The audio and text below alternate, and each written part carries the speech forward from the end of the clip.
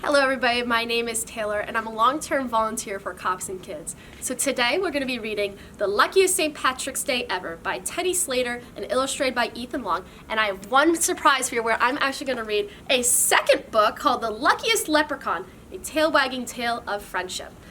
But we're going to start off with our fun short little book today before we get into our fun craft to make a fun little rainbow for you to hang in your room to make it a lucky St. Patrick's Day. So without further ado, we're going to start off. Top of the morning, it's March 17. The Leprechaun family is wearing green, as you should on St. Patrick's Day. St. Patrick's parade is about to begin. The wee ones are marching. Come on, let's join in. There goes Bedelia leading the clan, arm in arm with Granddaddy Dan. She swings her shillelagh, they walk and talk gaily, moving as fast as they can. Timothy Shaughnessy, handsome and bold, marches along with a big pot of gold. That's what everybody wants on St. Patrick's Day, a pot of gold. And here comes Aunt Rose, tap-tapping her shoes. With shamrocks in hand, she follows the band, decked out in her very best clothes. I'm wearing my best St. Patrick's Day clothes. I have my headband, I have my necklace that lights up, and I even have my lucky t-shirt. But toodle-dee-toot, rum-a-tum-tum. Johnny and Jack play the fife and the drum. They kick up their heels in a wild Irish jig. Everyone's dancing, even the pig. After the march, it's back home for lunch. Mulligan stew and green apple punch. Kate cuts the cabbage and Pat shells the peas. The mischievous children do just as they please. Oh no, look at them. He's throwing a spider in his stew. And this other boy, he's putting it in her drink. So mischievous. Friends and family keep coming to call. There's plenty of food for one and for all. The Caseys, the MacGregors, O'Grady's, Peg Finn. Everyone's welcome. Please, won't you come in? I would want to join for that spectacular dinner. Last season laddies stream through the door until there's no room for one caller or more. They have a full house. Look how many leprechauns there are. Oh, it's a huge family. The leprechauns crowd round the dining table, piling their plates as high as they're able. Look at all that tasty food. They all have full plates. Some of them even have a spider in their drink. From the kids, uh-oh. But before they dig in, they have one thing to say. May the luck of the Irish be with you today. And happy St. Patrick's Day. So that was a fun little quick book that I have about St. Patrick's Day. But now we're going to have our surprise second book that I'm going to read for you today. The Luckiest Leprechaun, a tail-wagging tale of friendship.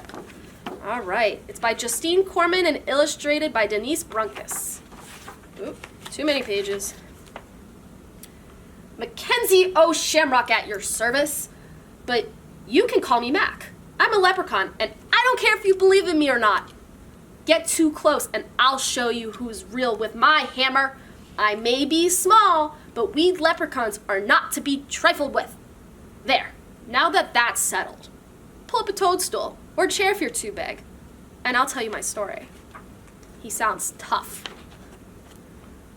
I was born beneath a fairy hill back when time was new.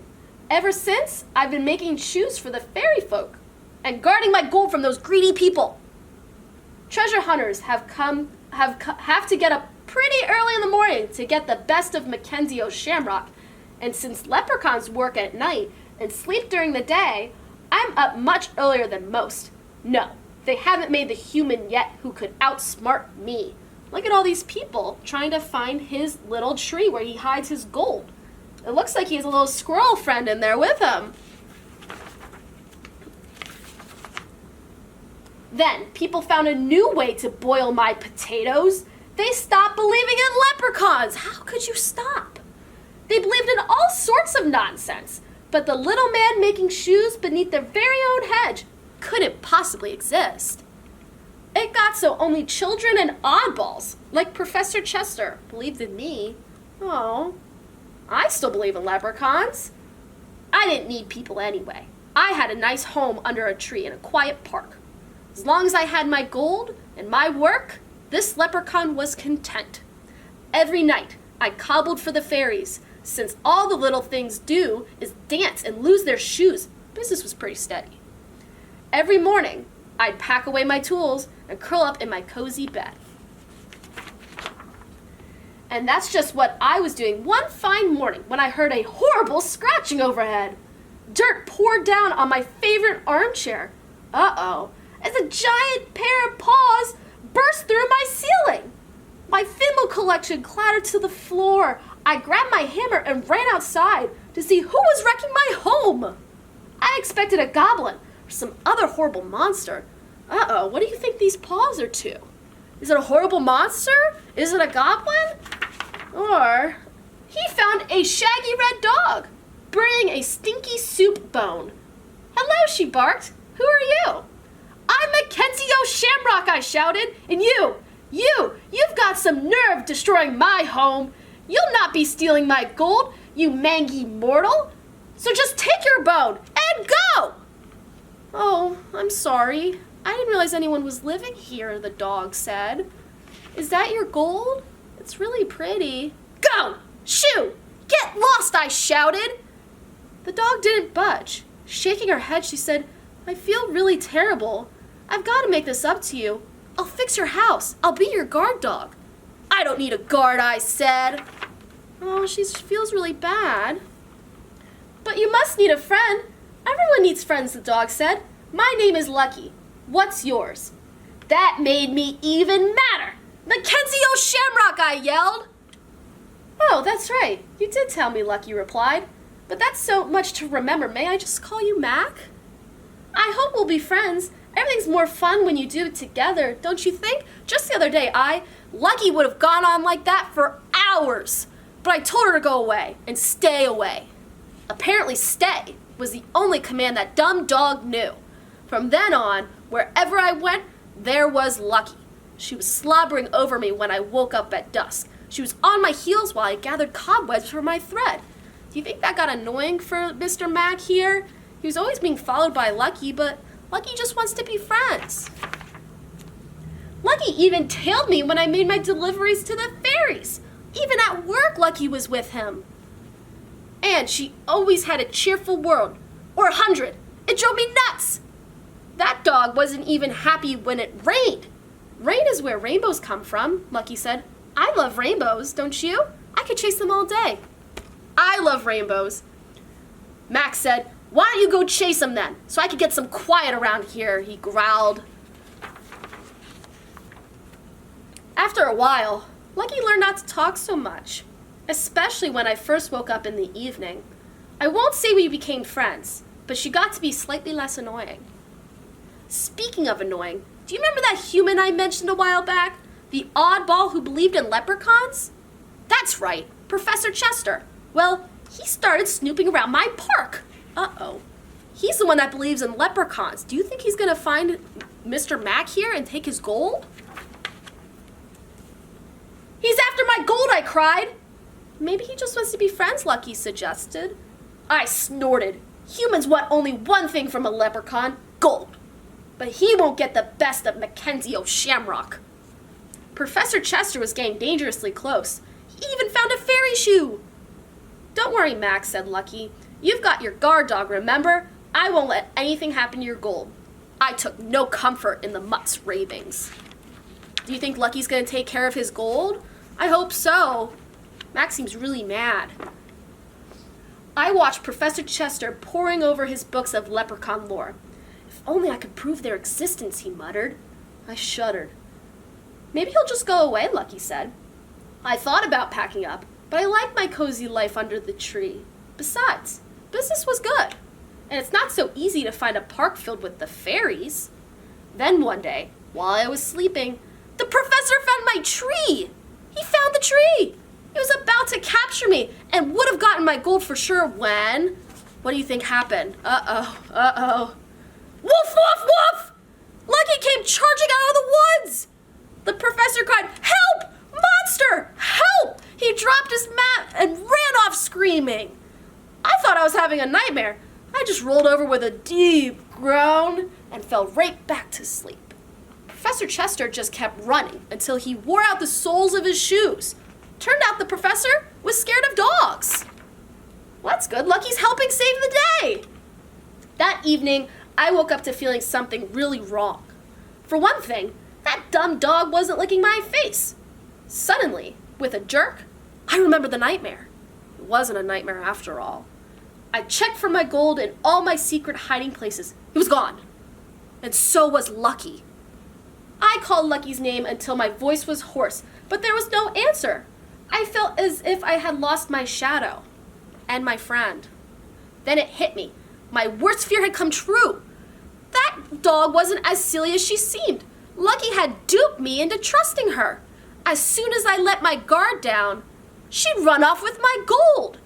I, Mackenzio Shamrock, the smartest leprechaun of them all, had finally been tricked out of my treasure. He thinks Lucky took the gold. Look, with her big bone. He thinks that she's taking his gold to buy bones. Uh-oh. I searched the park for hours, but there was no sign of gold or of Lucky. I told myself the dog had skipped off with my treasure, but part of me didn't want to believe it.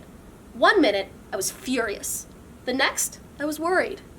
What if that stupid pooch had chased a rainbow into traffic, or got herself taken to the pound?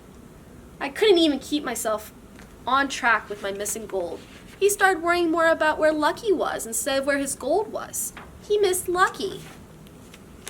By dawn, I was the saddest leprechaun in the world. After centuries of being suspicious, I'd finally opened my heart and pow! The first friend I had made had stolen my gold. Then the sun came up and I wiped away a tear. Then I heard a voice behind me. Why are you crying? I turned and saw Lucky and my gold. Where were you? I yelled. I was worried sick. Lucky licked my face. You do care. I knew we'd be friends.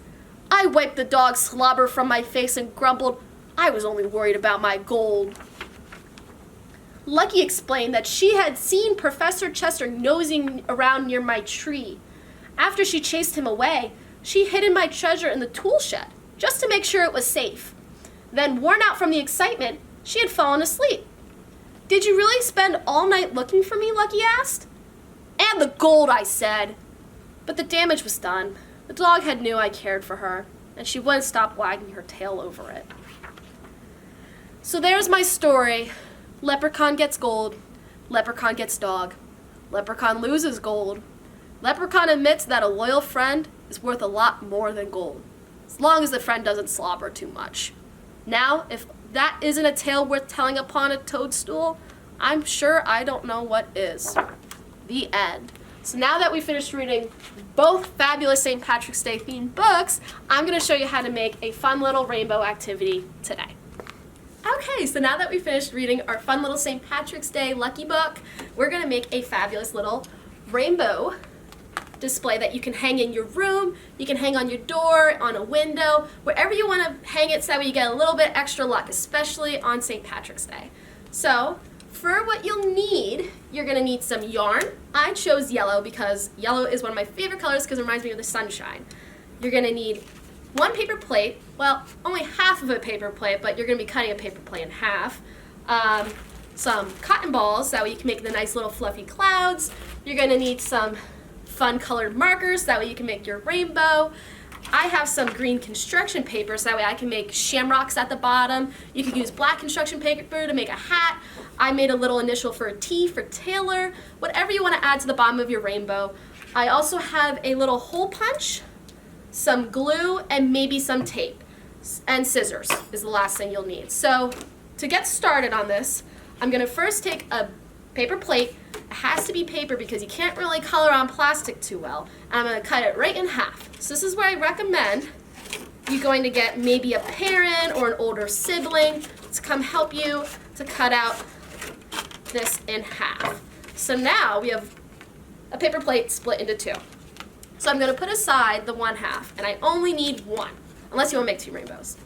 I'm going to cut out a little tiny arch right in the middle, like here, so that way it's more shaped like a rainbow rather than half a circle. And this is where you might need some help again. But once you have it cut out, you'll see it's shaped a little bit more like a rainbow.